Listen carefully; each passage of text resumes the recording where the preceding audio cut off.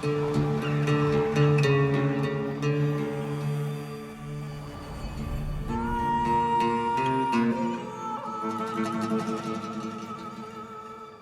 the name of God, the compassionate, the merciful. We call them the Franks. In unreckoned number, horse and foot, lord and commoner alike, they crossed the threshold to the east with a lust for war and plunder.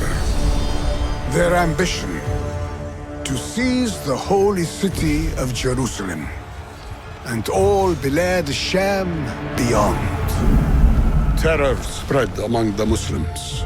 City by city, we succumbed. The infidels prevailed, but their lawless conquest would be answered by the roar of our righteous lions.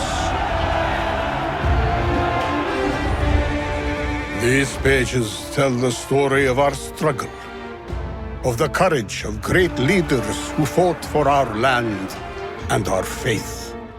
With God's favor upon them, they unsheathed their swords and sharpened their spears and earned their place in our eternal memory.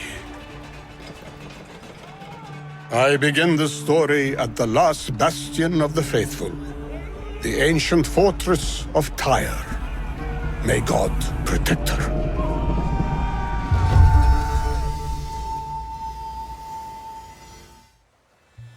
The port of Tyre had yet held out against capture. But in this year, the king of Jerusalem attacked with renewed fervor. Foreseeing the city's demise, Tyre's governor beseeched the ruler of Damascus to hasten a vigorous force to his aid. At great speed, the most honorable Tukhtakin drew up to the city with a host of his Turkic horse archers. He planned to undermine the siege by attacking the Franks' resources. Okçular! Okka! Olur!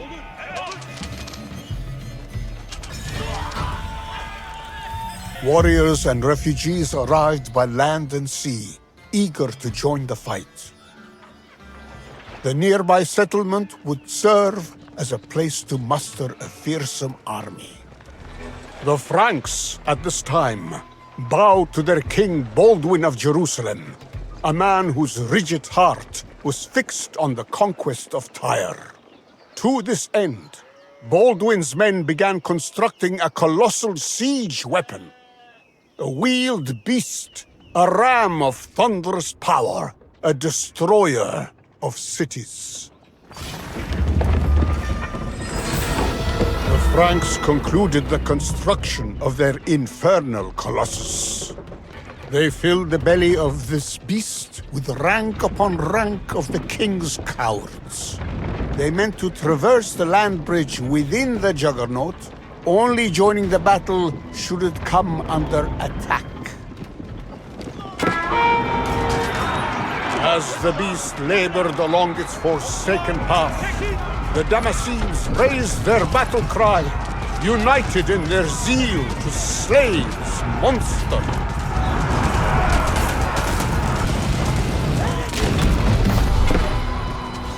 The wicked tower erupted in splinter and flame. Its accursed architects fled, tail-turned and ashamed in their failure. Tyre, city of the ancients, gateway to the Middle Sea, and now fortress of refuge, rejoiced in its hard-fought victory. The Tyrians wept and thanked God for his fearless Damascene deliverers. Much of Bilad Sham fell to the invaders. For many years, our rulers did little to turn fortune to our favor. Some fought against their brethren, seeking petty advantages and even joining with the enemy. but others were steadfast. God sent us 3 worthy leaders, whose boldness restored courage and hope to the faithful. First came Zangi, who, with the fury of wildfire, seized the city of Edessa. Next came Zangi's son, Nur-ad-Din, who called for unity among the Muslim forces, and all hearts were attached to his cause. Boldest of them all was Nur-ad-Din's student, Salah ad-Din Yusuf, whom the Franks called Saladin. As a young man, Saladin showed great promise. Blessed with a mind sharp and bright as a Damascene blade, he would one day prove himself a skilled tactician. But like all on the path to greatness, he would first be tested in the forge fire of war.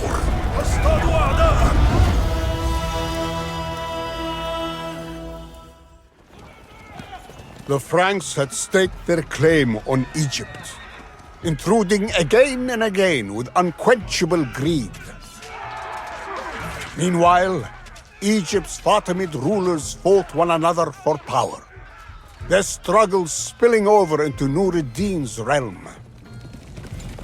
And so, into Egypt marched the army of Damascus, with Asad ad-Din Shirkuh at its head, charged with settling the festering turmoil and expelling the Franks.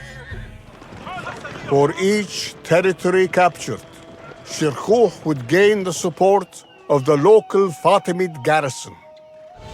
With the wind at their backs, reinforcements arrived at the port with a fresh zeal for the fight.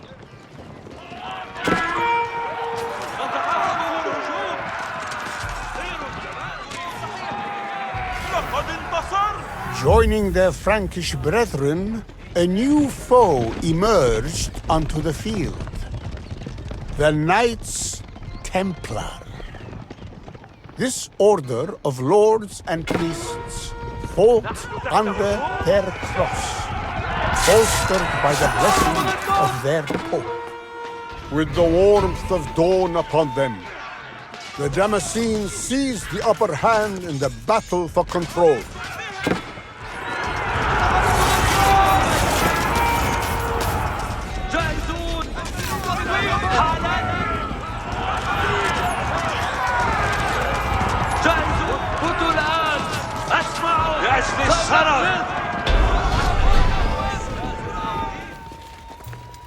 Reduced in number and spirit, the Franks of Jerusalem broke their camp and began their joyless march out of Egypt. Shirkuh soon claimed Cairo for Nur-ad-Din, but Egypt's governance would not long after fall to his illustrious nephew, Saladin. Vying against Christian and Muslim rulers alike, Saladin, in time, rose to power. But a dreadful turmoil bedeviled his realm. A demon, disguised as a man, one Reynald of Chatillon, preyed on Muslim merchants and pilgrims. With all the folly of a man deranged, Reynald dared gnash at the heart of Islam itself. Saladin would hunt this dishonorable wretch over land and sea.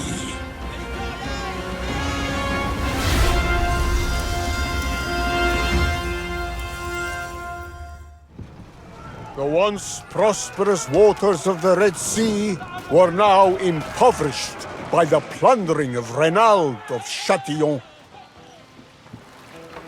But the spirited Muslim fleet would fix every bow and ballista on expelling this unruly malice. Red Sea shipbuilders quickly set to bolstering the fleet. Vessels of all kinds would be needed to put down the Frankish raids. The coastal towns bustled with trade, their livelihoods dependent on safe passage over the seas. In the face of Frankish intrusion, the Ayyubids would gather a great swell of wealth to defend their waters and see off the enemy. Of greatest import was the protection of Muslim trade ships whose exertions sustained the prosperity of the local people and the Ayyubid Sultanate.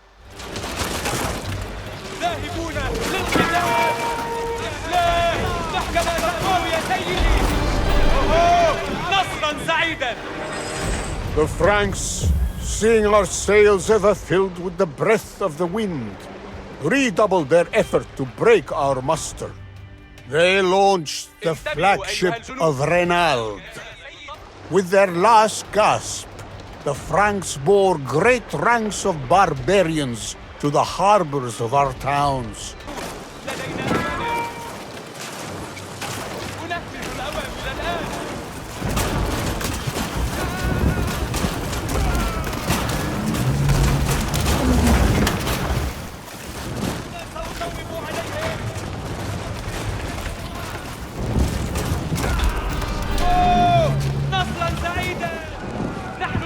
The skill of the Ayyubid sailors prevailed. Reynald's fleet abandoned their evil doing and left the Red Sea, never to blight these waters again.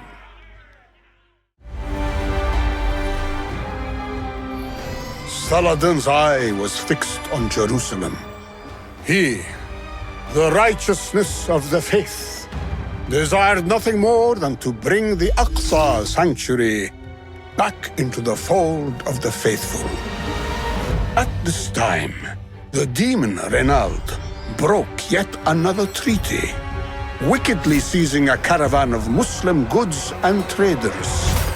Saladin swore an oath to slay this monster by his own hand, calling to arms every man, sword and bow. Under his banner, Saladin made ready to keep his vow.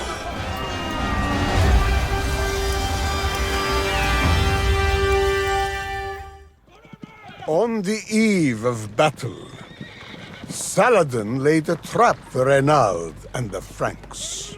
He ordered the citadel of Tiberias besieged, not for conquest, but to lure. A countess dwelt within, and the Frankish lords were sure to charge to her rescue. It is said that in spite of our great numbers, Reynald himself led the charge, saying, "The fire is not daunted by the quantity of wood to burn." How he would be mocked by the echo of his own words. The Franks had marched a great distance through arid lands without rest or water. Now, they would choke and stumble through fields set aflame by Saladin's vanguard.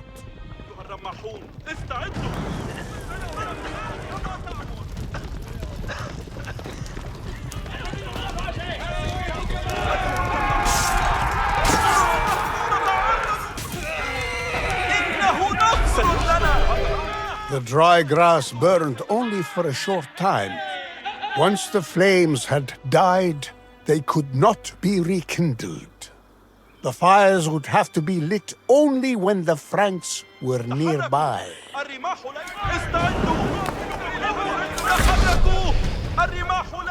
The enemy's breath was blackened with soot, and his luster diminished with every ill-fated step.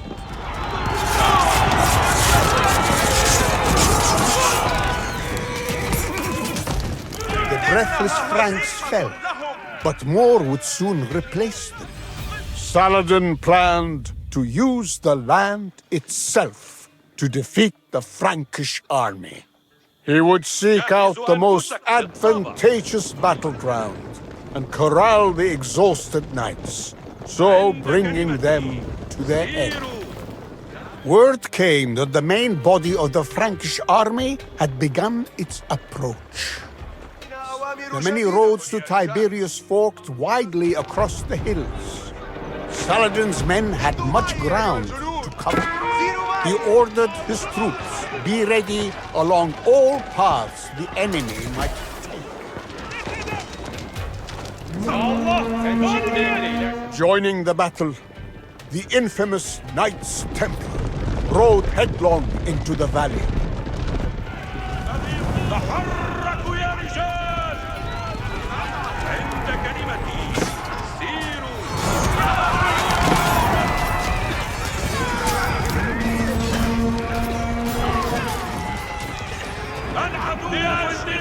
The Templars were emboldened by the zeal of their leader, the self-named Grand Master.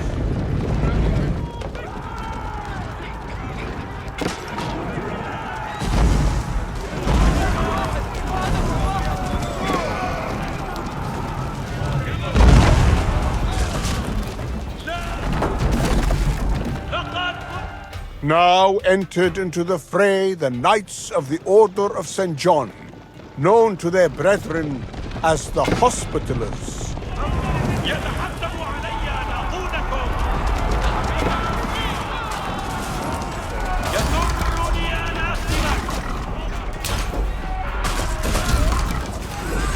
Here came the drunken fool, proud Ronald himself, aflush with bloodlust, charged now onto the field, the theater of his own undoing.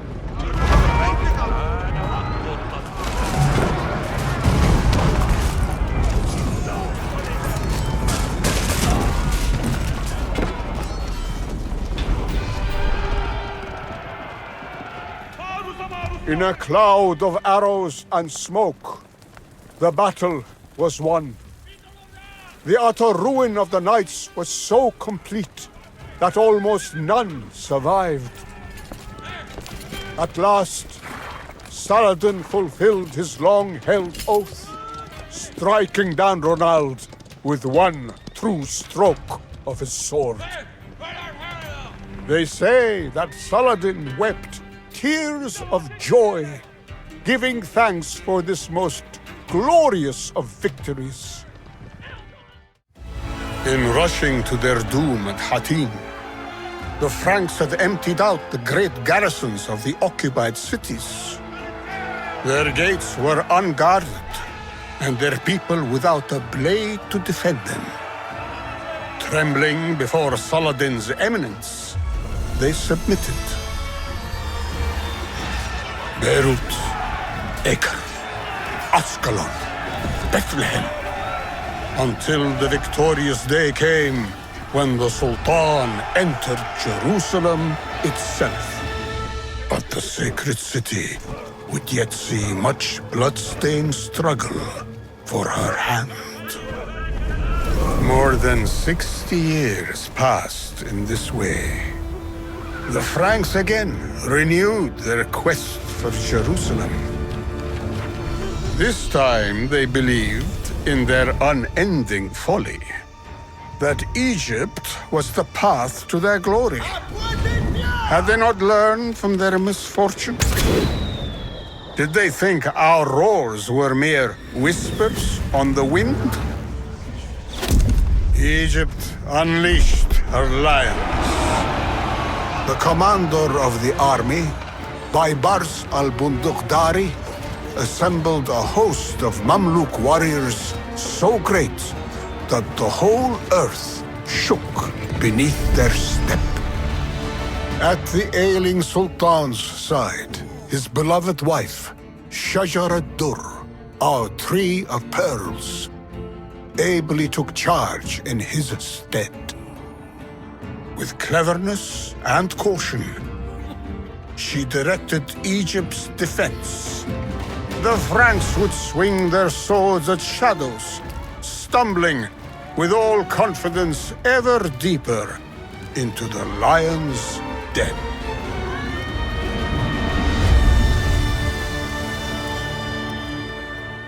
Making camp in the Nile Delta, the French king Louis IX readied, some say, 50,000 men for his attack on Egypt. The Sultan, now on the threshold of death, conferred all power to his wife, Shajar ad-Dur. Her trusted informants would now deliver the Sultanate from the brink of conquest. ما الذي أتمنى؟ سنطيع أوامرك. أنفذ الأوامر دائما. مفهوم. مفهوم. أطيع أوامرك. مفهوم. أنفذ الأوامر دائما.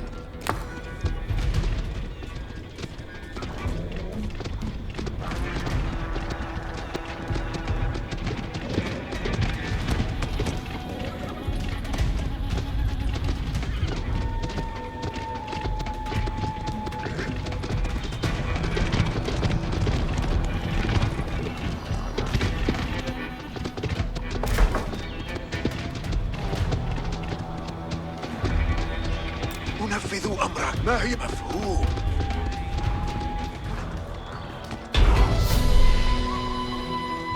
Shajar ad-Dur's messengers sped like the wind, carrying her request to the army of Baibars. Hurry to battle. Your hour has come.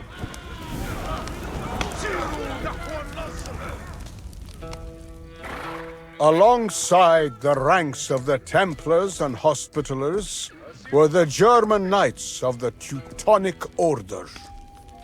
They were stout and sturdy, and wielded the crude blades of the savages. The unruly legions were accompanied on this doomed expedition by their infidel holy men. These Grand Masters seemed to bestow an ungodly vigor on the men whom they bound to their spell.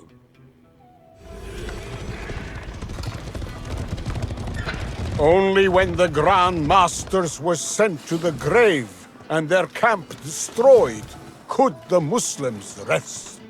The invaders were yet undeterred by the humiliations of their past, suffered at our hands.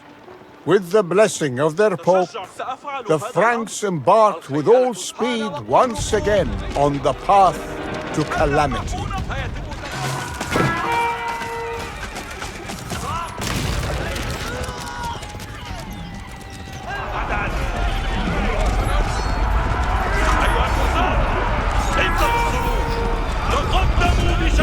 The Grand Master of the Hospitallers went to his grave, and his followers departed the Delta.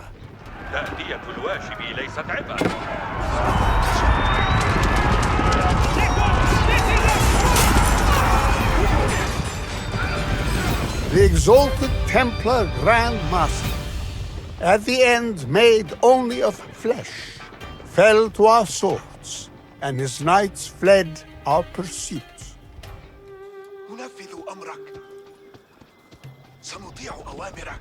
سنطيع أوامرك. أنفذ الأوامر دائما. تم استهدافنا. The hardy leader of the Teutons breathed his last at our hands, and his men withdrew. The breaking of dawn heralded the arrival of Baibars and his Mamluk horse lords. Baibars al-Bundukdari, himself a Turk, had risen from slave soldier to commander of the Mamluk forces. He was now poised to prove the worth of his command and his people.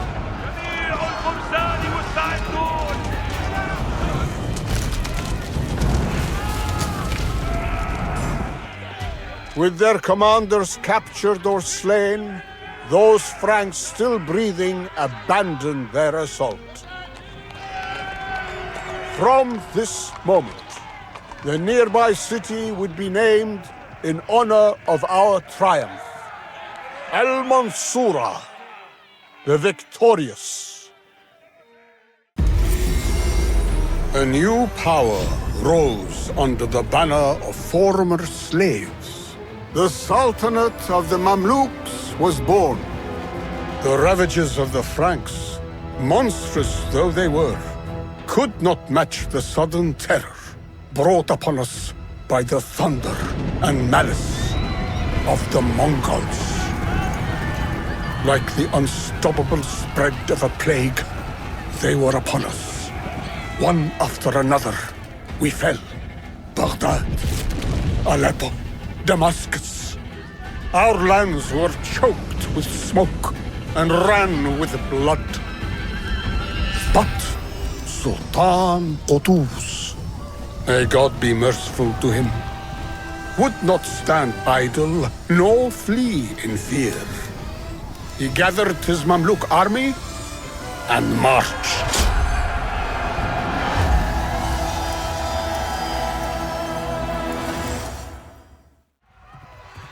It was written that every place the Mongols attacked, they captured.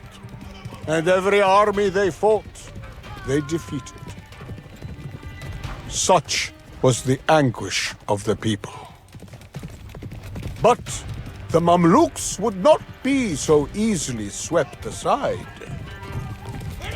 Before day's end, the Mongols would know the meaning of defeat. The Mongol riders drove into the valley, heedless of the ruin that awaited them. Aman! Ateşi var! Trendas, aynı yerinizden büyük harekete intikal edin. Emrin baş üstüne.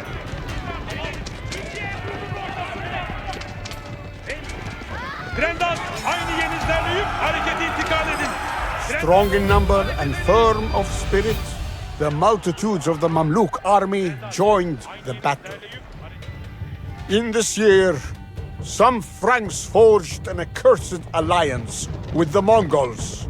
May God abandon them. But the Mamluks would not recoil from the faithless beasts, no matter their banner or lord.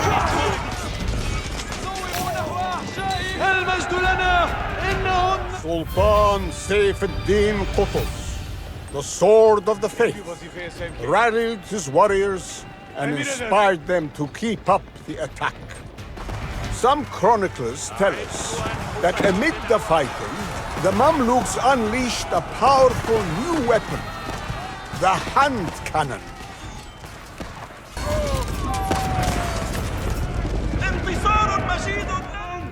Our victory that day changed the story of the Mongol invasion. Qutuz and Baybars made them taste the cup of death, and all hearts were gladdened by the news. Never again would we shrink at the sound of the Mongol war drums. The Mongol scourge harried our lands again and again.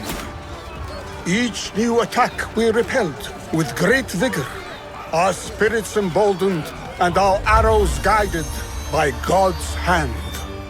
But the heart of the Sultan Qalawun was deeply anguished, knowing the Mongols might join with the Franks and crush the lands of Islam from east and west. More vexing still, the Franks possessed the port of Acre, an open door to any new infidel army. The hour had come to close all such doors, to rid Bilad al-Sham of every last fortress of the unbelievers.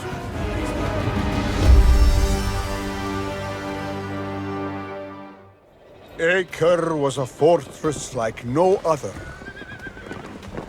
Her fortuitous location had made her a desirable conquest for countless peoples since the dawn of civilization itself.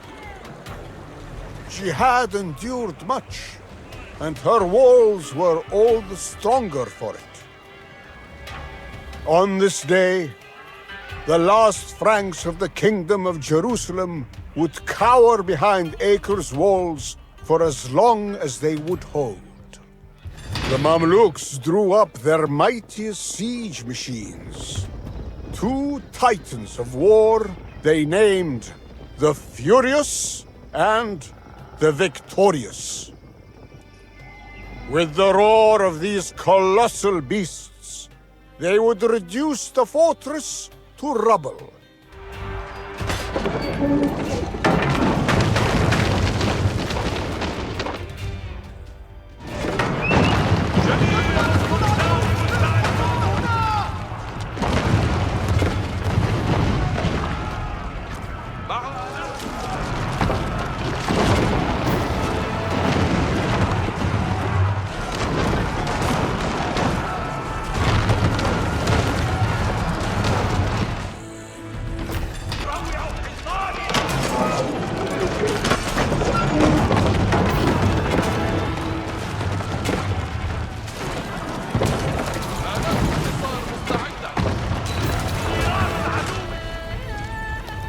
Flame and dust consumed the ruined city.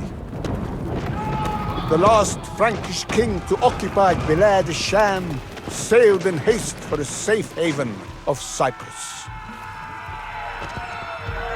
With unmatched valor, the Mamluks had written the last chapter in 2 centuries of Frankish intrusion. The accursed crusade of the infidels had come to its inevitable end. The Mamluk realm was strong as cedar, though its rulers came and went like the winds of the Middle Sea.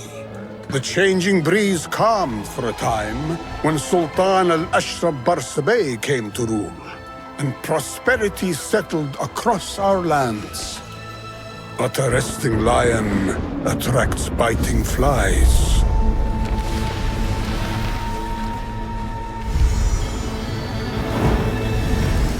The ancient blight of piracy plagued us at sail and ashore. The accursed King Janus of Cyprus granted warm welcome to wicked men seeking riches and slaves. These thieves and killers assaulted our towns and our people, carrying off in great number whatever they pleased. May God curse them. The lion awoke. Barsabeh gathered a great invasion fleet. A fleet so terrible as to fill the entire horizon. There would be no forgiveness for the wicked.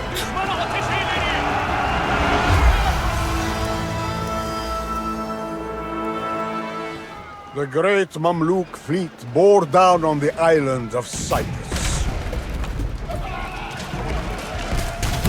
With rage in their hearts, Barsabeh's men would bring ruin upon this harbor of evildoers. The first target of the Mamluks' retribution was the town of Limassol.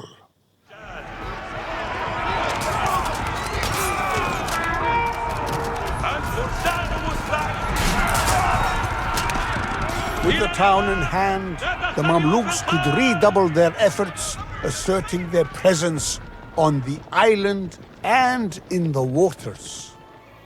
At this time, the port of Famagusta was operated by the Italian merchants of Genoa. From here, the Genoese launched ceaseless attacks on our fleet. Only by destroying their docks could the Mamluk vessels control the seas.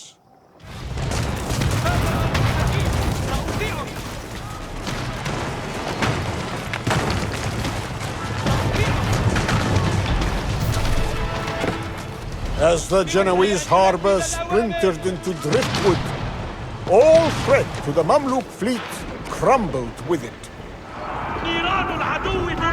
Nicosia was a proud and stout capital, with a garrison of Franks as fierce as they were foolish. Raising the city would be a feat worthy of glory, but a task that could so easily flounder.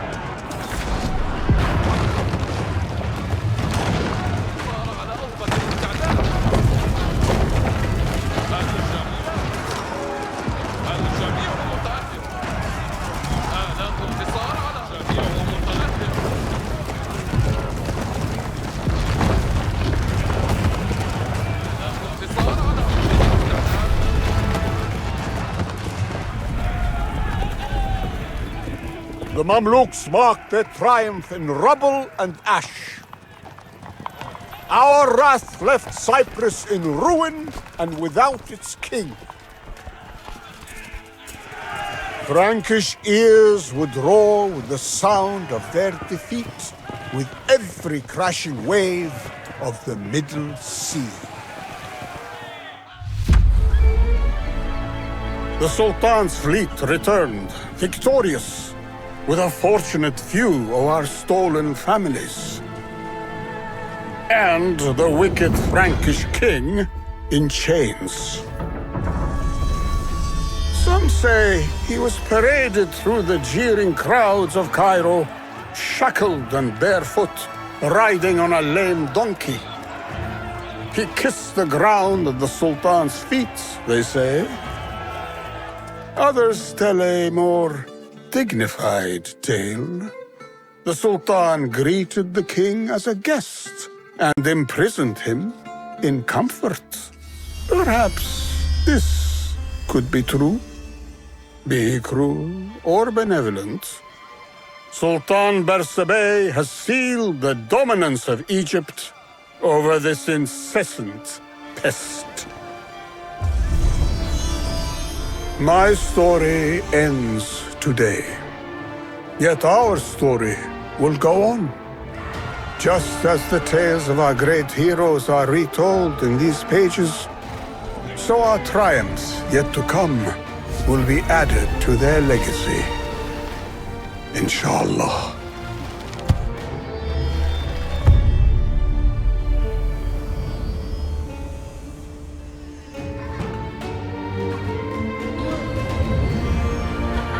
I pray this blessed peace will last the rest of our days.